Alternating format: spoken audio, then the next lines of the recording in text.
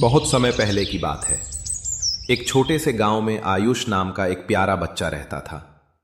आयुष को रात का समय बहुत पसंद था, खासकर जब आसमान में चांद चमकता था।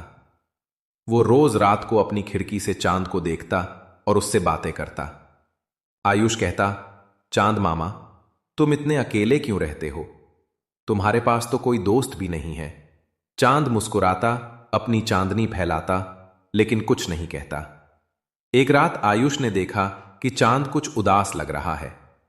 बादल उसे ढक रहे थे और उसकी रोशनी फीकी पड़ गई थी। आयुष ने खिड़की खोलकर कहा, क्या हुआ चांद मामा, आप उदास क्यों हैं? चांद ने धीरे से कहा, बादल मुझे छुपा देते हैं और तब मैं बच्चों को रोशनी नहीं दे पाता। मुझे लगता है कि मैं अब किसी काम का नहीं रहा। आयुष ने मुस्कुराते हुए कहा, ऐसा मत सोचो, आप तो मेरे सबसे अच्छे दोस्त हो। जब आप चमकते हो तो मुझे सपने अच्छे आते हैं। आप तो आसमान के राजा हो। चांद थोड़ा खुश हुआ, लेकिन फिर बोला, काश मेरे पास कोई दोस्त होता जो हमेशा मेरे साथ रहता। आयुष ने सोचा और कहा, आप तारे से दोस्ती क्यों नहीं करते?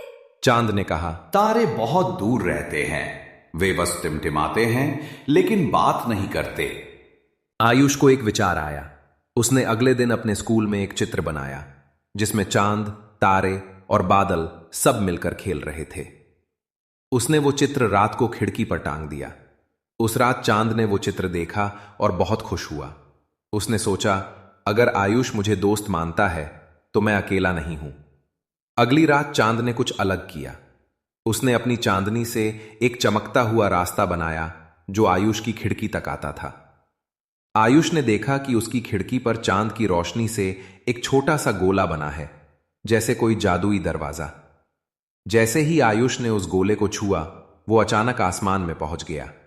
वहां चांद उसका इंतजार कर रहा था। चांद ने कहा, स्वागत है मेरे दोस्त। आयुष ने देखा कि तारे भी वहां थे। वे सब मिलकर एक जादुई खेल खेल रहे थे। बादल झूले बन गए थे और हवा संगीत बजा रही थी।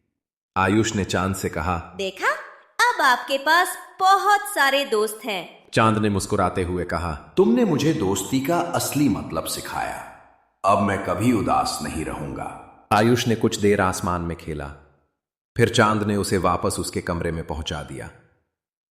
अगली सुबह आयुष ने अपनी मां से कहा, मां, कल रात मैं चांद के साथ खेला। मां मुस्कुराई और बोली, जरूर बेटा, सपनों में सब कुछ मुमकिन है। लेकिन आयुष जानता था यह कोई सपना नहीं था। इस कहानी से हमें यह सिख मिलती है कि आयुष ने चांद का अकेलापन दूर किया। यह सिखाती है कि किसी के जीवन में दोस्त बनना उन्हें खुशी दे सकता है।